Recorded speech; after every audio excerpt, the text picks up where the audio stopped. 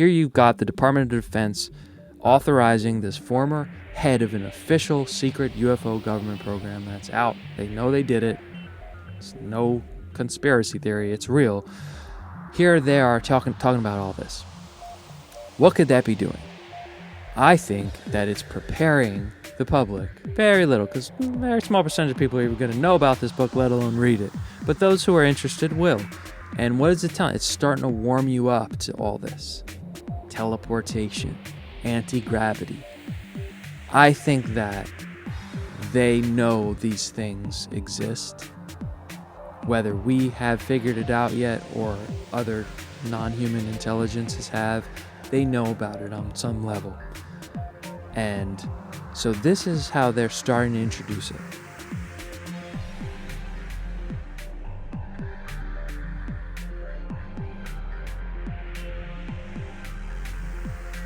Chapter 4, Project Physics. They really dug into the physics of how can these things work.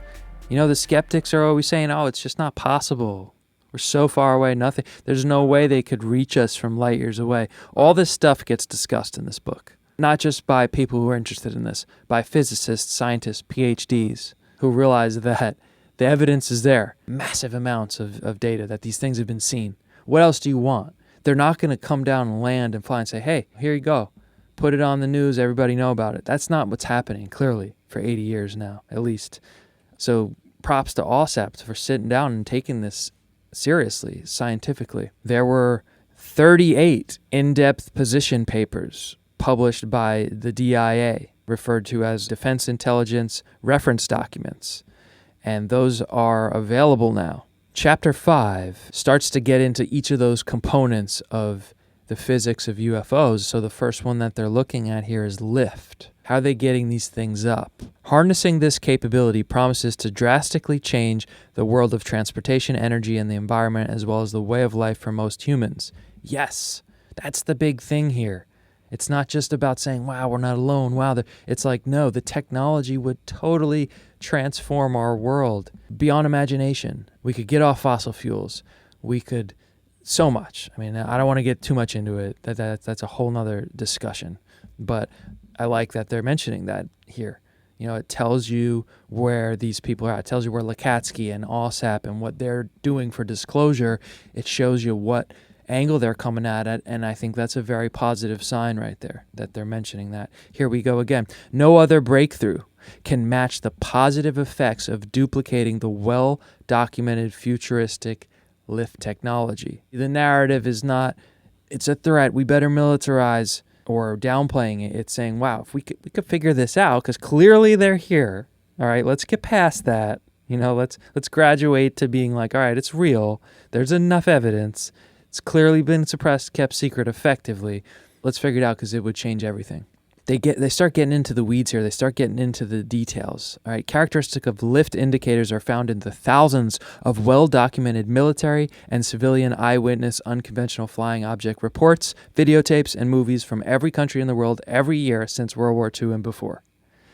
And this includes physical influences on water, object punching a hole through the cloud. Found that one interesting. Flying circles around an airplane. Very heavy objects leave indentations yet easily lift upwards. They start to kind of give you different examples from history. I can't go into every single one because then this video will be an hour long, but they're all very interesting. And a lot of them, they span from the 1950s up into the 2000s. They kind of just drop these little examples as they're discussing different ways that they think these things might be getting lift. All these different ideas about how lift can happen are backed up by physicists, by theoretical physicists with high credentials. One thing of the themes of Lacatski and what he's saying both in the book and on the podcast interview he did is that it's wild how many different shapes there are. And he says it in the podcast, it's not like our cars where SUVs all look the same, like they're all very different. And he's found that puzzling. Here he says, the different shapes may have subtle but important differences that allow disc, sphere, triangle, diamond, pentagonal, square, rectangle, and cigar-shaped vehicles to operate in the Earth's atmosphere.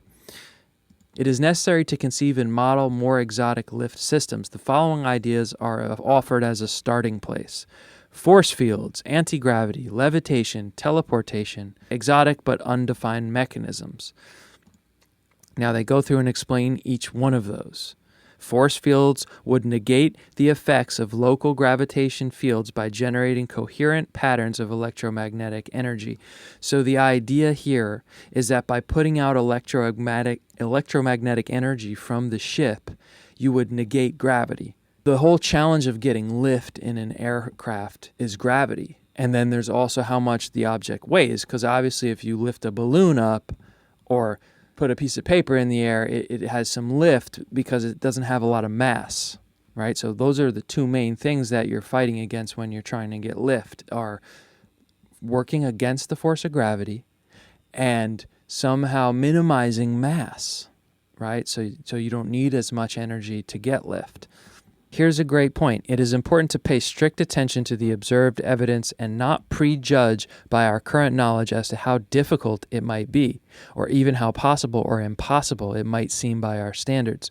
Again, why I like this guy, why I think that he is coming from a genuine place, because he's not discrediting it. He's saying, look, it might seem crazy to most physicists, but we have to realize that these things are actually in existence. So let's put that aside. Let's start figuring out how it's working. NASA scientist Paul Hill had discovered that force field was feasible. You would have this kind of shield around the vehicle, where around it gravity's effect on it is null or reduced significantly. They mention in the science fiction novel in 1901, The First Men in the Moon, H.G. Wells used movable shutters made of cavorite to shield against gravity and fly a spacecraft to the moon. Little just side note there, H.G. Wells, did he know something? You never know with these science fiction writers and what they might have received as a download from the universe, or maybe some of them even in secret societies who may have some knowledge of things, rumors, whatever. So just an interesting little side note there. They mention levitation, and scientists have already proven that strong varying magnetic fields could basically create levitation, right? And that might be one of the lift mechanisms of UAP and UFOs. The last one that they mention is teleportation. One of the last ones they mention is teleportation here. And as they say, the science of today is having trouble dealing with this concept. Of course, you'd be crazy to think it could work. But what do the physicists say who are tasked with working on these concepts theoretically? The use of this form of transport for humans still has considerable unresolved technical issues, such as recording the human body with sufficient accuracy to allow reproduction elsewhere. So the idea at this point of theoretically with teleportation is that a copy is made of the object or the person, and then that copy is reproduced in the other place. That's how they conceive of it. It is believed that quantum mechanics forbids one from making a wholly exact copy of an object.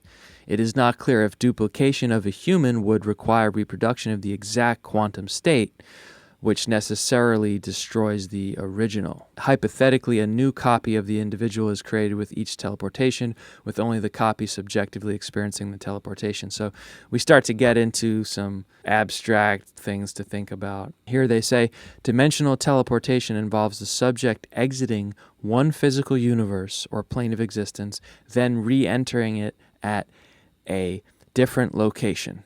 This is exactly what has been described in hundreds of UFO cases. One thing we can take away from this is this. Here you've got the Department of Defense authorizing this former head of an official secret UFO government program that's out. They know they did it. It's no conspiracy theory. It's real. Here they are talking about all this. What could that be doing? I think that it's preparing the public. Very little, because a very small percentage of people are even going to know about this book, let alone read it. But those who are interested will. And what is it telling? It's starting to warm you up to all this. Teleportation, anti-gravity. I think that they know these things exist. Whether we have figured it out yet or other non-human intelligences have, they know about it on some level.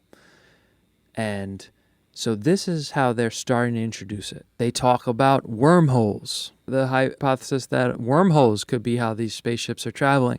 One of the old arguments, we'd never have a spaceship coming here because it's so many thousands light years away. The whole thing is that we're trapped in this idea that the speed of light is the only way to travel.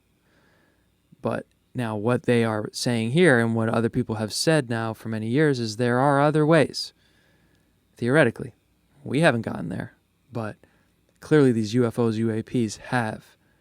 That's what we are theorizing here. They are theorizing here. Space-time can be viewed as a two-dimensional surface, and when folded over, a wormhole bridge can be formed. A wormhole has at least two mouths that are connected to a single throat or tube. If the wormhole is traversable, matter can travel from one mouth to the other by passing through the throat. In other words, you can go from one place, could be millions of light years away, to somewhere else through a wormhole, if you could figure out how to travel through them. A Jumpgate is an apparatus with the power to open a vortex that connects normal space with hyperspace, making interstellar travel an option. So there we have that again. A portal is an opening in the space-time continuum that allows travel between two different locations in space and time. Portals have been reported in detail in many UFO cases, and Native Americans have reported creatures moving through these portals in Utah, New Mexico, Arizona, and elsewhere.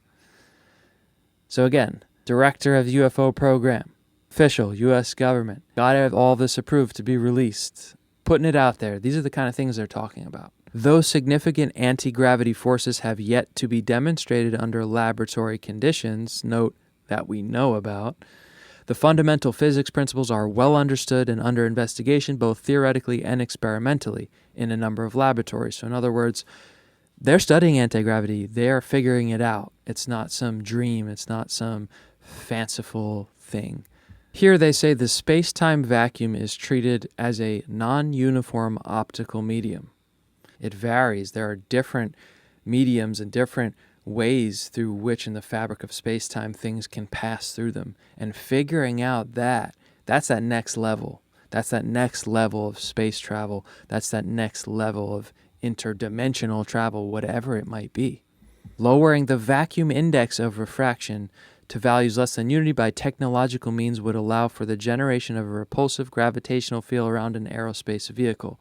In other words, through whatever point of refraction you're at, waves, energy, matter passing through space-time, if you could change that through putting out something technologically, that's how you can start to manipulate gravitational fields, and that's how you can get to that next level of space travel. They talk here about anti-gravity via quantum vacuum zero-point fluctuation forces.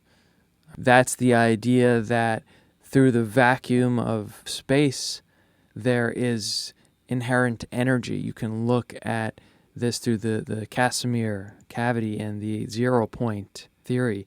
Free energy just coming out of the vacuum of space-time. This air around us has a force to it. We don't imagine that, but it has a powerful force to it that if could be harnessed, it's just free energy. It's the next level thing. I mean, it's science fiction, but here they are saying these are the directions that we need to go as we study the UFO phenomenon, which shows us that it's happening somehow. It goes on and on about these things, and again, if I sit here and break them all down, we're going to be here for an hour. Each point of them, they're not just theorizing fancifully about all this. They're citing studies that were done in the past or as part of AAWSAP that put forth and argued the mathematics and the physics of all this stuff. Here we see how they talk about the type of metal that's used and perhaps why UFOs have very often been seen as metallic, because the type of metal that used can have an effect on the magnetic field that is created and in possibly reducing the mass around it. So the metal kind of plays a role in the electromagnetic science of how these things would work. Chapter 6, they go into propulsion. They talk about the typical sightings, no visible means of propulsion. Of course, propulsion means pushing, moving the thing forward, moving the thing in a direction. And the way we do it now is obviously we have fuel, ejected particles. It pushes against the air, and it thrusts the object, the craft forward. And that's why we have rocket flames and jets and engines. That's how we do it now. But these things are silent, no means of propulsion visible, instant acceleration and stopping, sudden reversal of direction, hovering, transition from hovering to high speed, flight to stopping, abrupt directional changes, color changes, interference, disappearing, reappearing, flying in and out of water.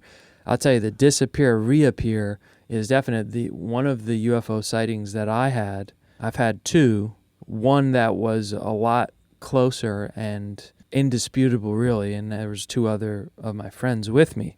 We were up in the mountains in upstate New York, and that's what we saw. This thing came, it hovered, and then it just disappeared. It didn't fly away. It just literally vanished. So they talk about that, and apparently that's a common thing of a lot of these sightings. And there's so much details in the book. This would be a 2-hour video here if I go through every little thing, but they talk about all the different ways that propulsion could be achieved. Flying in and out of water. This is a big one. It doesn't get talked about as much, although it is more and more now that more people are looking at this. These UFOs, they're going in and out of water a lot. Something's going on with the water. It's an interesting part of the mystery. These are the different ways that they suggest figuring out propulsion: anti-gravity, antimatter, force field, fusion, and lasers. Similar to what they discussed in Lift, a spacecraft would reduce or amplify the local gravitational field. So that would be how you kind of move or slow down, is the degree to which you're negating gravity. Kind of makes sense, right? It's like we've had airplanes for so many years now. It kind of makes sense that this would be the next technological leap. Dialing up how much we're letting gravity affect this thing. From nothing to, okay, we're going to stop and come down and land. One of the just scores of studies that they cite in the book, this is an interesting one, peer-reviewed papers appearing in Tier 1 physics journals with such titles as Wormholes in Space-Time and Their Use for Interstellar Travel, The Warp Drive, Hyper-Fast Travel Within General Relativity, On Superliminal Barrier Traversal, and Bell's Inequality versus Teleportation, What is Non-Locality? It is clear that science fact is beginning to outstrip science fiction. Again, one of the big themes and the big takeaways, and why I think this is such a push forward in disclosure, is like, okay, they're starting to now slowly release so people can come to terms with, like, this is the future. Probably already is known, but it's going to be spoon-fed, dripped out to us because it's so shocking, and these forces could be used in ways that we could just destroy the planet. So I'm sure there are many aspects to why this has all been kept secret. They talk about warp drives. The warp drive spacecraft would appear to be surfing on a wave of space-time geometry. This is from NASA scientists. Expanding and contracting space-time in front of and behind the spacecraft. Instead of just traveling through space-time, this would actually alter space-time in front of and behind it, so you're traveling through much faster, but to the spacecraft, as they explain, you're not moving faster, like in how your motion is going, but because you're bending space-time around you, it's like you're riding this wave. They're all studying this stuff, proposing these as plausible means for how the UFO and UAP have been operating and been witnessed for the last 80 years at least. Wormholes, again, talking about wormholes, how you can go through one and come out the other, distant points in the galaxy, in the universe. They even get into details about types of wormholes. Cubic-shaped, polyhedral-shaped, flat-face-shaped, generic-shaped. They say that some of the witness reports of UFOs over the years have been these anomalous craft seemingly emerging from holes in the sky. And so they put forth here that might be one of these methods, might be that wormhole, where they see it open up and boom, craft comes out of it, or goes into a hole, disappears. It's all science fiction, guys, but I think that's one of the things this book is doing, is like it said itself, science fiction is becoming science fact. And it would behoove us to start to come to terms with this stuff, if for nothing else than to be curious and understand where the future is going. In the next chapter, they're going to be getting into things like wormholes, black holes, teleportation, faster than light, time travel. Hopefully this gives you an idea about what this book is talking about. It's definitely something you got to sit and really process. It gets into some really abstract physics. But from the bigger picture, it's kind of showing us like, hey, they're figuring out the physics of this thing. They're seriously pursuing them, and they are the most plausible explanations for what has been seen and reported again and again and again. Thousands of reports. Flying craft suddenly appearing, reappearing elsewhere. Hovering, 90-degree turns at extremely high speeds, no sound, no visible means of propulsion.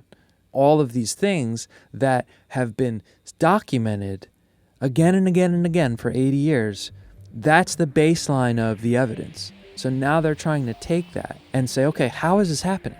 We're going to take for granted. We're going to say these are real objects. We already know that. We know that in 2023 now. We knew that last year, 2022, when they came forward and said they're physical objects. They're displaying these flight characteristics. We don't know what they are. To me, it just feels like it's like a preparation. It's the first drip of a preparation of coming to terms with our new world. That I don't know when we're going to see it, but I do believe we're going to see it in my lifetime. I would think in the next decade, couple of decades, few decades, we're going to be witnessing the transformation. You know, we can't say when the real big shift is going to happen, but the ball's rolling. The ball's rolling. Thanks for watching. Next time we'll look at the next section of the book, the middle section, chapters 7 through 14. Stay tuned, and I'll see you in the next one.